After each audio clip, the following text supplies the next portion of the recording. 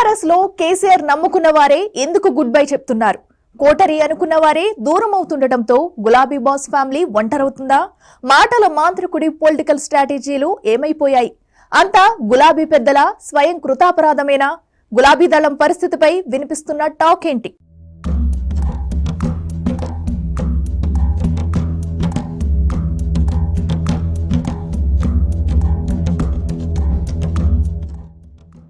ఎట్లుండే కేసీఆర్ ఎట్లయ్యారు?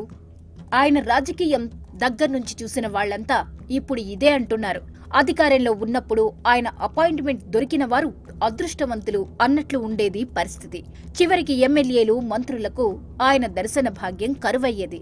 అసలు ప్రగతి భవన్ లో ఎప్పుడుంటారో, ఫామ్ హౌస్ కి ఎప్పుడు వెళ్తారో అన్నట్లు ఉండేది వ్యవహారం. సీన్ కట్ చేస్తే ఇప్పుడు తన చుట్టూ తిరిగిన వారికి, తన మనుషులు అనుకున్న వారికి సారు స్వయంగా ఫోన్ చేస్తున్నా వారు ఫోన్లు ఎత్తడం లేదట.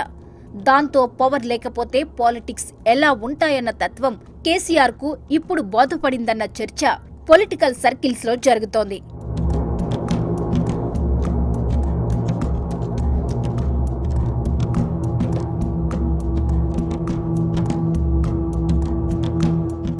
తన కోటరీ, తన మాట జవదాటరు అనుకున్న వారే కేసీఆర్ కు గుడ్ బై చెప్పేస్తున్నారు. ఇక చాలు, మీరు మీ దోస్తానా అంటున్నారు. అందుకు నిదర్శనంగా చాలా మంది కారు దిగేశారు కూడా.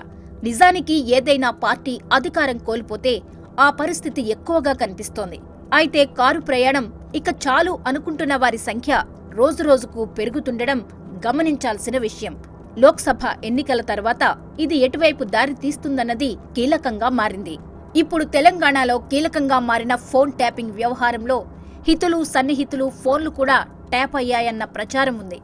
ఇలా ట్యాపింగ్ ఉచ్చులో ఇరుక్కుపోయిన వారు ఇక చాలు ఈ ప్రయాణం అనుకుంటున్నారట. నమ్మకం లేని చోట తాము ఉండలేం మహాప్రభో అంటున్నారట. 10 ఏళ్లుగా గులాబీ బాస్ చుట్టూ ప్రదక్షిణలు చేసి ఆకాశానికెత్తేసిన నేతలు కూడా బయటకు వచ్చేస్తున్నారిప్పుడు.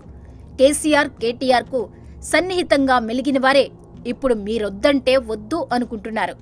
దానం నాగేందర్, రంజిత్ రెడ్డి ఇప్పటికే సీఎం రేవంత్ రెడ్డి సమక్షంలో కాంగ్రెస్ కండువా కప్పుకున్నారు.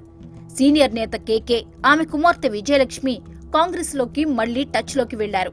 కేకేకు స్వయంగా కేసీఆర్ ఫామ్ హౌస్ నుంచి ఫోన్ చేసినా ఆయన లిఫ్ట్ చేయడం లేదన్న టాక్ పొలిటికల్ సర్కిల్స్ లో తిరుగుతోంది. దానికి తగ్గట్టే ఆ పార్టీలో కుటుంబ పాలన కొనసాగిందని ఒప్పుకుంటున్నారు రాజ్యసభ ఎంపీ కేకే.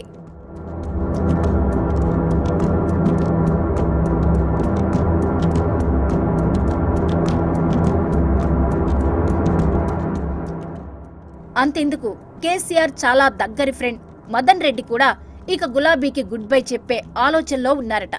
కేసీఆర్ సొంత జిల్లాకు చెందిన మదన్ ఆయనకు బెస్ట్ ఫ్రెండ్.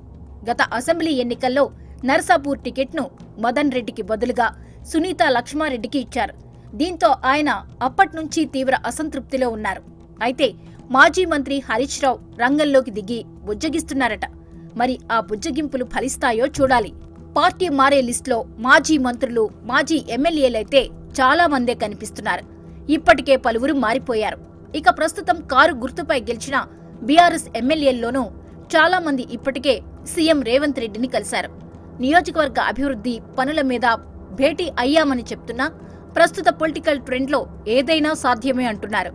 గత సీఎం దర్శనమే కరువైన సందర్భాలున్నాయి. ప్రస్తుతం సీఎం అందరికీ అపాయింట్మెంట్ ఇస్తున్నారు, అందర్నీ కలుస్తున్నారు, అందరి అభిప్రాయాలు వింటున్నారు. అందుకే కేసీఆర్ కు ఈ పరిస్థితి అంటున్నారు. మరి సీఎం రేవంత్ అంటున్నట్లు కాంగ్రెస్ గేట్లు తెరవకముందే పరిస్థితి ఇలా ఉంటే, గేట్లు తెరిస్తే ఇక సీన్ ఏంటన్నది కీలకంగా మారింది.